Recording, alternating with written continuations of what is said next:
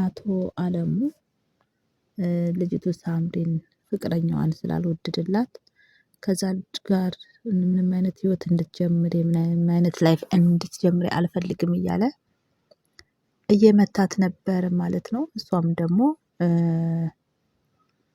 ምንም ልጁን ስለምትወደው ከዛ ህይወት መውጣት ፍላጎት የላትም ማለት ነው።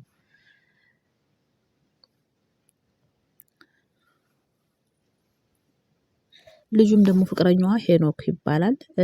ሄኖክም እንግዲህ እያነከሰ የሆነ ወደ ከተማ ወጣ ብሎ እየሄደ ነበር እና አንዲት የኮሌጅ ተማሪ ጓደኛ የሆነች መኪና ይዛ እያለፈች ነበረ እና እሷም ደግሞ ልዕልት ትባላለች።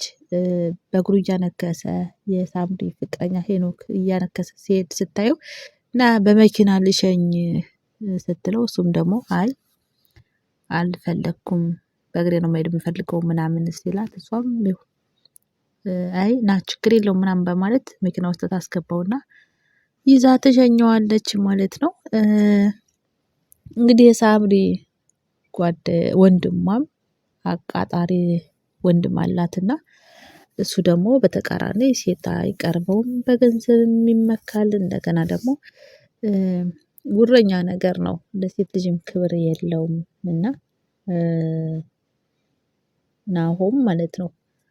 እና እየተበሳጫጨ ነበረ እሷም እንግዲህ ልዕልትም ሄኖክን ወስዳ ትሸኘዋለች ማለት ነው። ሳምሪም ደግሞ አባቷ ሁኔታ በጣም እያስጨነቃት ስለነበረ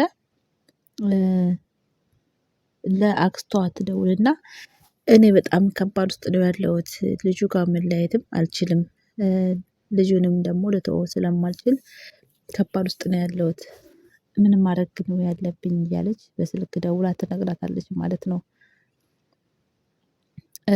እኔ ማሰብ የማልፈልገውን ነገር ነው እያሳሰቡኝ ያሉት እነሱ እያሳሰቡኝ እኔ እንዴት አለማሰብ እችላለሁ?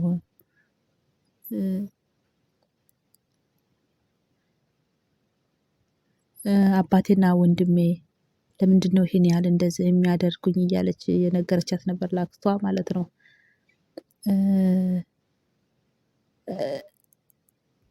እንዲሁም ደግሞ እናቷ ሟች ነችና የእናቷ መሞት አባቷ የአባቷ እጅ እንዳለበትና ወንድሟም ደግሞ ትክክለኛ ወንድሟ እንዳልሆነ ነው ለአክስቷ እየደወለች እየነገረቻት ያለችው ማለት ነው።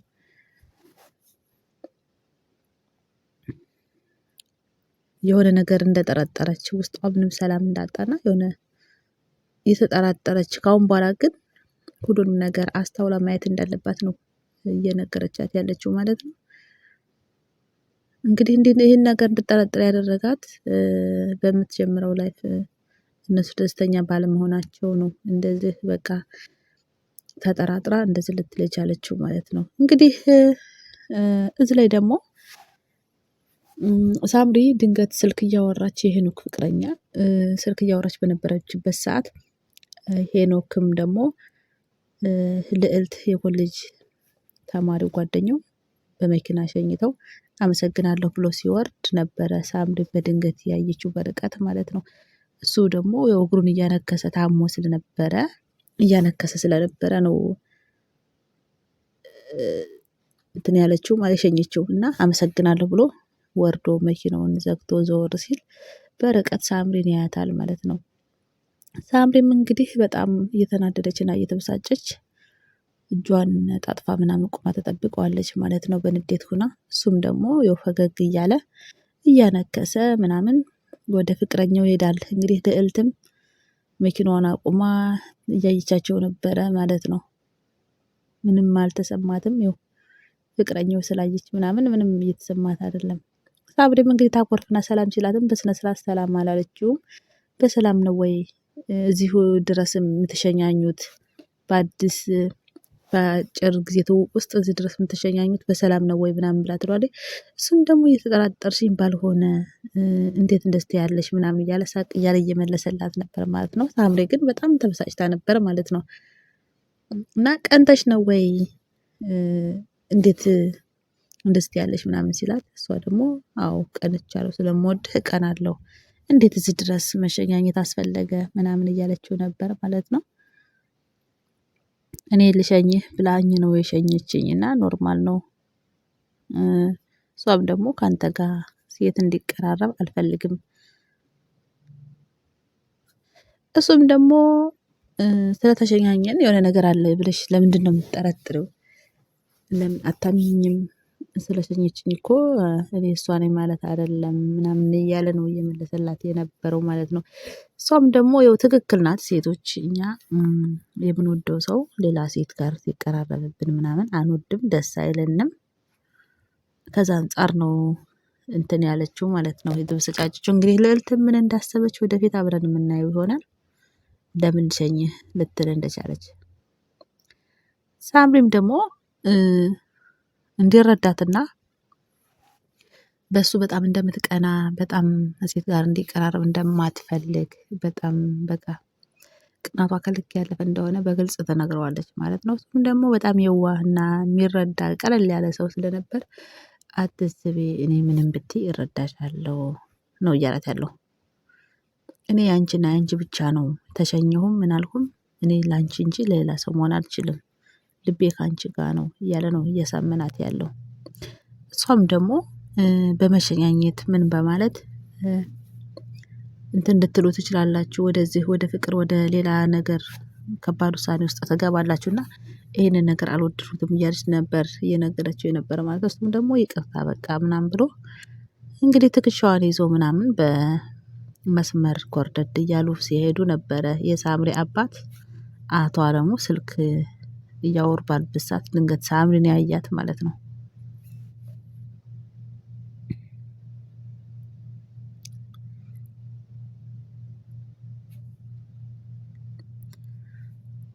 አቶ አለሙም ደግሞ እንግዲህ ስለ ሄኖክ እናት ስለ ወይዘሮ አልማዝ እያጣራ ነበር ማለት ነው። አቶ አለሙ የሳምሪ አባት ሁሉን ነገር በቃ ማወቅ ፈልጓል ማለት ነው። እንግዲህ ልጅቱ ከልጁ ጋር ምንም አይነት ላይፍ እንዲኖራት ስላልፈለገ ከኋላቸው ያለውን ነገር ማጣራት ፈልጓል ማለት ነው። እንግዲህ በድንገት ስልኩንም አሁንም ያነሳና ለወይዘሮ አልማዝ ለሄኖክ እናት ይደውላል ማለት ነው። የሄኖክ እናትም ስልኩን ታነሳና ሄሎ ትላለች። አቶ አለሙም እንግዲህ ይደውልና ለወይዘሮ አልማዝ አሁን ማድረግ የማልፈልገውን ነገር እያስገደድሽኝ ነው፣ ማድረግ የማልፈልገውን ነገር እንዳደርግ ነው እያስገደድሽኝ ያለሽው ምናምን ይላታል። እሷም ደግሞ እኔም እኮ ማድረግ የማልፈልገውን ነገር ነው እያስገደድከኝ ያለኸው፣ በጣም እያስቸገርከኝ ነው ምናምን ትለዋለች ማለት ነው። እሷም ደግሞ የምታመጣውን አንጣ፣ ምንም አታመጣም፣ ልጅ ያፈቀረ እንጂ ምንም ያደረገው ነገር የለም እያለችው ነበር። እሱም ደግሞ ልጅን ትወጂዋለሽ እንደምትወጂው አውቃለሁ ምናምን እያለ ሌላ ነገር ማድረግ እንደፈለገ ምናምን ነው እየዛተባት የነበር ማለት ነው።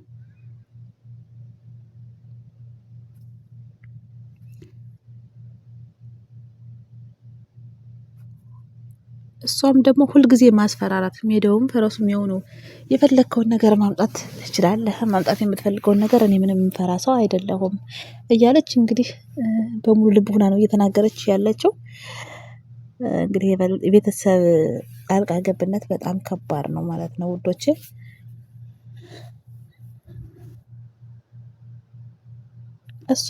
እሱም ደግሞ ቆይ ማንን ተማምነሽ ነው እንደዚህ እየሆንሽ ያለሽው ነው እያላት ያለው ማለት ነው።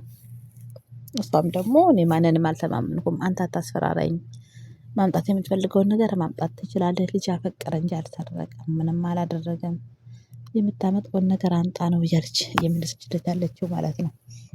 እዚህ ላይ ደግሞ እንግዲህ ሄኖክና ሳምሪ በመኪና በእግራቸው ወክ እያደረጉ እየተዝናኑ እየሄዱበት ባለበት ሰዓት ላይ የሄኖክ እናት ትደውልና በፍጥነት እንዲመጣ ወደ ቤት በፍጥነት እንዲመጣ ደውላ ትነግረዋለች ማለት ነው።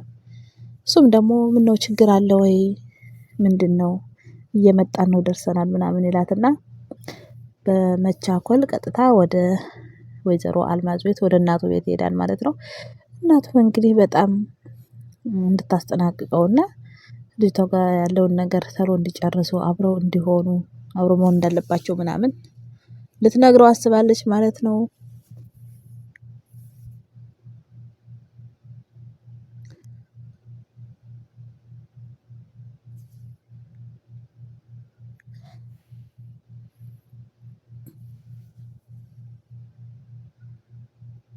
እንግዲህ የሳምሪ ታላቅ ወንድሟ ደግሞ ነገርን ማዘዋወር ነው እና የሚያውቀው ትምህርት አይማርም በስነ ስርዓቱ እና እሱ ደግሞ ፈተናውን በቢዝነስ በገንዘብ በምን ነው የቤት ስራውንም ሆነ ምኑን ምናምን አሳይመንት እያሰራ ያለው ማለት ነው። ስለዛም ደግሞ እየደወለ እኔ ይሄን ያህል እከፍላለሁ እንደዚህ እያለ እንትን ይላል ሴት መጀንጀንና ስለ ሳምሪ አባቷ ጋር ማቆራረጥ ነው የስራው ማለት ነው።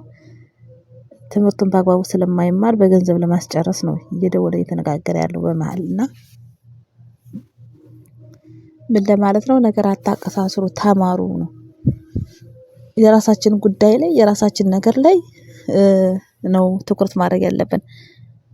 ያገኘነው የምናገኘው ትምህርት እያንዳንዱ ነገር ላይ ትምህርት ለሚማር ሰው ትምህርት አለው።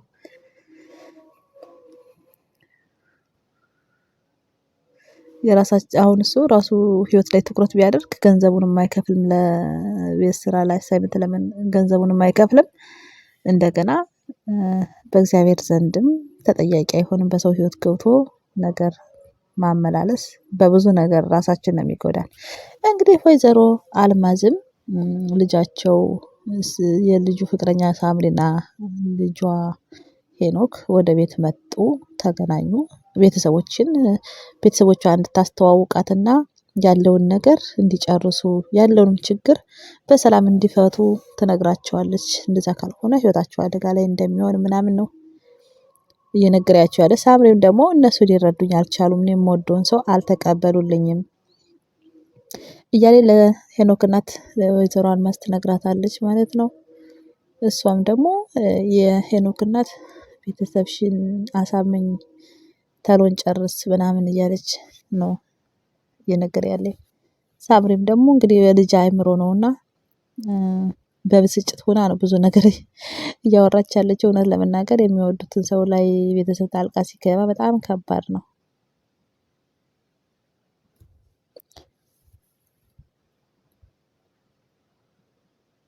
እሷም ደግሞ ሳምሪንና ሄኖክን ደግሞ ተማሪ ነበሩና ትምህርታቸው ላይም ጎበዝ መሆን እንዳለባቸው ማጥናት እንዳለባቸው ምናምን ጥሩ ውጤት ማምጣት እንዳለባቸው ምናምን እያስጠነቀቀቻቸውም ነበረ ማለት ነው። እና በመሃል ላይ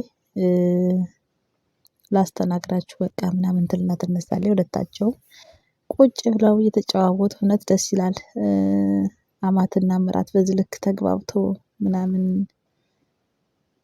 እንትን ሲባል በጣም ነው እኔ እንጃ ደስ የሚለው። ሳምሪም እንግዲህ ሴት እንደሸኘችውና እንዳበሳጫት ምናምን ሁሉን ነገር ነው የነገረቻት።